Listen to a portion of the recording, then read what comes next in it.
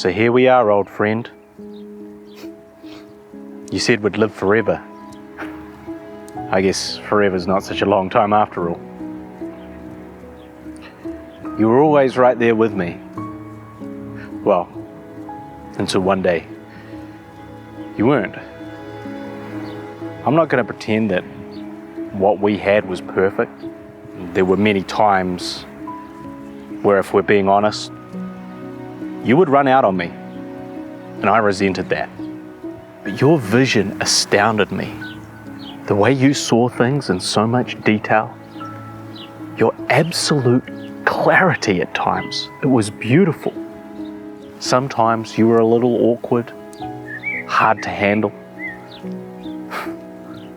quirky, I suppose. I know sometimes people accuse you of being cheap, but that was one of the qualities I admired the most. And when I look back on all the time we spent together, I can't help but think of all the little moments. We captured something special. You could say it was magic. I suppose that's what makes saying goodbye so hard. And I never thought you would die on me. I was naive to think you're invincible. But at the end of the day, despite everything we've been through, you're still just a Blackmagic cinema camera. Goodbye, old friend. Rest well, and just know that while you never actually fit in my pocket, I've kept a pocket for you in my heart.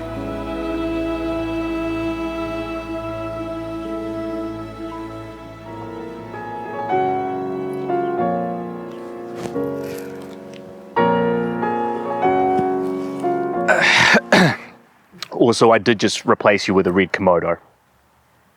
So, there's that.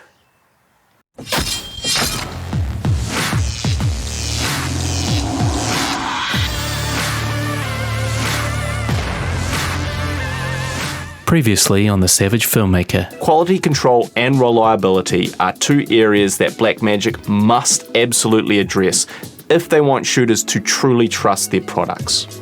A few months later. It's true what they say, only the good die young. The good, and anything made by Blackmagic. I wanted to look back and talk about my experience using the 6K Pro. It has been my workhorse camera for a range of different content for 10 months.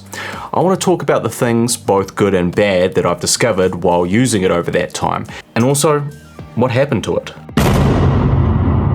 Hello everyone, my name is Guy Pigden. I am the Savage Filmmaker. I make feature films, web series and shorts, and I'm here to give tips and advice to indie filmmakers about how to make those things. To me, the Pocket 6K Pro is the quintessential indie filmmaker's camera of 2021. An affordable cinema camera that produces beautiful images in a very filmmaker-friendly package. I have already done an in-depth review of the Pocket 6K Pro, which you can watch here, and another video where I explain why I chose it to replace my Canon C200 here. And those videos are a great primer to this one if you want to really see why I thought the 6K Pro was so good. First, the good. You cannot beat the image quality coming out of this camera for the price. In fact, you could argue the image quality is on par with, or even better than, most cameras coming in at double or triple its price. Canon C70 and Sony a7S III, I'm kind of looking at you. But I think more than just the image quality, it's important to note just how easy it is to get a good image out of this camera. This camera is forgiving.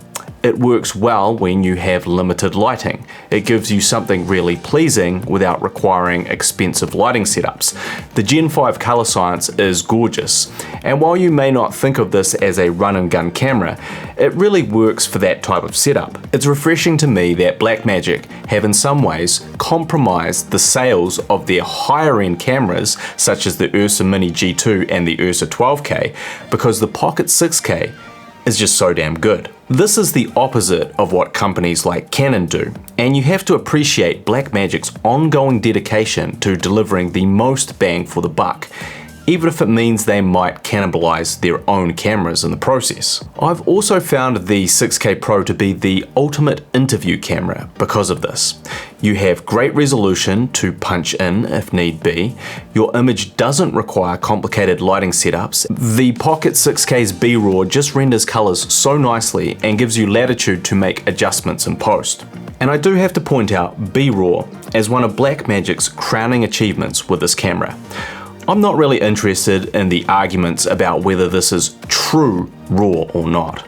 I'm just interested in how easy it is to work with and the quality it delivers. And boy, it delivers.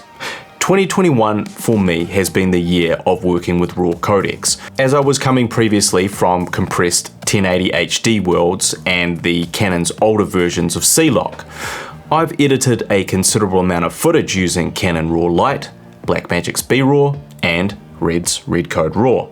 And I think overall B-RAW is the best. Canon RAW Lite is amazing, but you really have to watch out for noise in your blacks. The file sizes are absolutely huge, and it still runs very slowly in most editing software. Red Code RAW might offer the best image quality of the three, but it's also huge, and still tends to run a little slowly on my iMac. It also takes more finessing on set to correctly expose to, which leads to longer setup times and less flexibility. B-RAW, on the other hand, manages to balance manageable file sizes with very easy post-production workflows. It can run smoothly on most computers and cuts out the need for proxies. It also makes it cheaper to film on compared to the others too when you're thinking about the hard drive space required for larger projects. And trust me, hard drive space is going to become a big cost when you graduate to RAW workflows. I also have to give a shout out to the internal ND filters. Internal NDs are an absolute lifesaver when you're in a hurry. You don't need to worry about matte boxes. When you want to control the light, but you don't have control over the lights, the NDs just take away all your headaches. You can use them to create more depth of field, and they are just generally the most sensible, useful, and practical thing you can have as part of any camera system. When looking at the original Pocket 6K versus the Pocket 6K Pro, I'd happily pay the difference in cost just for this feature alone. The new super bright LCD screen and Blackmagic's touchscreen interface is second to none. They have absolutely nailed their UI design. It is better than any other camera on the market. You can change your settings quicker, you can understand your camera faster because of their touchscreen controls, and whenever I switch to any other camera system, whether that's Red, Sony, or Canon, they all feel slow and unintuitive by comparison. It reminds me of just how far ahead of the game Blackmagic really are in this area. It's also been great to see some of their firmware updates continuing to improve this UI, such as finally being able to measure false color easily. I also have to give honorable mention to the preamps on the 6K Pro. You can definitely record good quality sound on these, and comparing them to say the Red Komodos, the Pocket 6K Pro will record much cleaner audio. So when I look at this camera in terms of the image it produces, it's just insane to think that you can get this type of quality from a camera under $3,000. Blackmagic are disruptors. They have changed the game, and they have forced the larger camera companies to reassess their pricing strategies, which in turn provides us filmmakers more lower priced, higher spec camera options. And when that happens, we all win. Blackmagic constantly tries to give us the most for the least, and you have to respect that. Now let's talk about some of the cons I've noticed working with this camera for so long. First, let's address the biggest problem. Blackmagic replaced a crappy battery solution on the original Pocket 6K with a very slightly less crappy battery solution on the 6K Pro. The new Sony MPF batteries give you 10 to 15 minutes more battery life, but any cinema camera that provides you less than an hour of usable battery life is not really working within the framework of what we all expect of a cinema camera. This solution sucks, and you'll need to find a way around it for any type of professional shoot. The shape of the camera is also just weird. This is a cinema camera, and yet it's got a DSLR body, and not a really good DSLR body. With its large nose to accommodate the sensor, then you add the longer lens to that, like a Sigma 18-35, and it just doesn't feel very good in the hand. If you're using this without any type of build out, you're going to be getting some pretty shaky looking shots. There's no doubt its construction does feel decidedly cheap. Now, if you're going to cut corners, I'd prefer corners were cut with the camera body rather than the camera image, which is the case here. But it would be great to have the best of both worlds. The fact that it only has a 1/4-20 thread on the top of the camera also means it's quite difficult to add accessories to if you want to keep your rig stripped down and minimal. Also, something that is not often mentioned is the spacing of the ports on the side of the camera. When you have a lot of things plugged in, it's really hard to manage all those cables, and plugging and unplugging anything becomes a real chore. This port layout is just not very well designed, much like the overall body itself. I know I also just praised the bright LCD screen, and it's great in the middle of the day, but in my experience I do think that that brightness can be very misleading. Even if you have the brightness dialed way down, it always appears to be showing you a brighter image than what you are really capturing.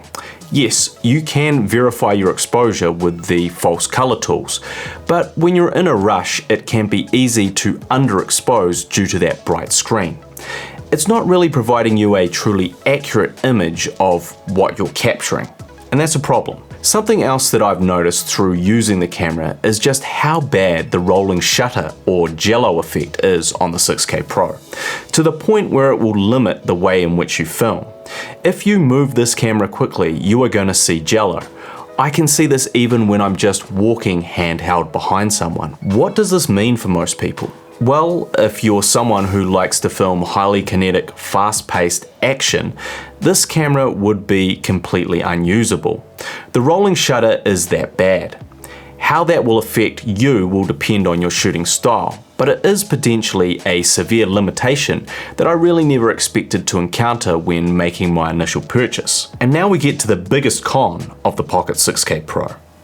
Mine died.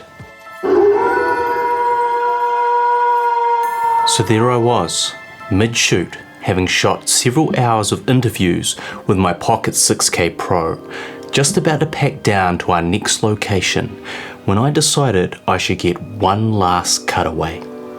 I turned my Pocket 6K Pro back on, but it did not turn back on. Confused, I checked the battery. It's still 2/3 full. Nothing. The camera still does not turn on. That gnawing, creeping dread starts to build in the pit of my stomach. Perhaps a different battery solution is needed, I say to myself as I swap from V-mounts to Sony internal batteries. Still, nothing. I try and plug it in using the AC power, but the camera remains unresponsive. As the precious minutes tick by and a bead of sweat trickles down my forehead, I look sheepishly at my client. They return my panic-stricken stare, their expression reminiscent of the look my first girlfriend once gave me. Confused and disappointed by all my frantic and completely ineffective fumbling, it was at that moment that I realized my Blackmagic Pocket Cinema Camera 6K Pro was dead. D-E-D. He may be dead. He maybe did what? He may be dead. Yeah, I know, but what did he maybe do? He may be dead. Maybe he did, maybe he didn't. What did he maybe do? And in terms of an update to that story, at the time of recording, it's still with Blackmagic being looked at. They can't seem to find any issue with it. It's under warranty, so I'm sure it will be fixed or replaced, but I feel like at this stage, it's way too new to be having any type of issues. Or to quote Drake, it was really too young to be feeling this old. I can't help but be reminded of something I said in my initial review of the Pocket 6K Pro. If you buy a Blackmagic camera, you make a deal with the devil. Buy a new Blackmagic design camera and you make a deal with the devil. Will you get the most powerful, best value camera on the market? Or will you get a dud version that is riddled with problems and needs to be sent back? See, I did say that. Very clever. For 9 months, I got that awesome camera image for the best price on the market. But at the end of the day, you can't put a price on reliability. Now this is only my experience using Blackmagic cameras, but of the 4 that I have either owned or used extensively, only one has not broken in some way. My first Pocket 4K's audio would cut in and out, and it would occasionally just turn off for no reason. This is what led to me initially selling it.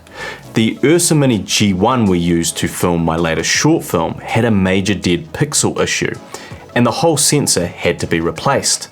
That same camera now has a problem with its preamps that mean you can't record audio directly to it, and the fold-out LCD screen has become loose. My Pocket 6K Pro died a couple of weeks ago.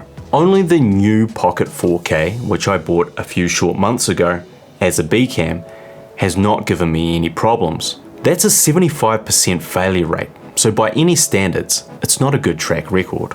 So after all of this, how do I feel about Blackmagic and the Pocket 6K Pro? Well, I do think they still offer the best picture for the price, in spite of my bad experience. As an affordable camera that punches way above its weight, it's still the best thing on the market. It does have its shortcomings, but all of them are made up for when you consider the image you are capable of getting out of this camera. But this all comes with a caveat, and an obvious sacrifice in reliability. I would absolutely make sure you extend your warranty if possible, and know that you might need some type of backup in your camera bag. To be clear, while I have purchased a Komodo, the reasons for doing so had nothing to do with my Pocket 6K Pro breaking or me being unhappy with it up until that point. And I'll still be continuing to use the 6K Pro when it returns from servicing for most of my shoots. I'm filming this video on the slightly faulty Ursa Mini G1. I am deep in the cult of Blackmagic. Remove your clothes.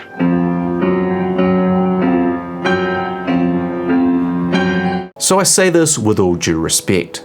Grant Petty, can we please make some cameras that don't break so easily?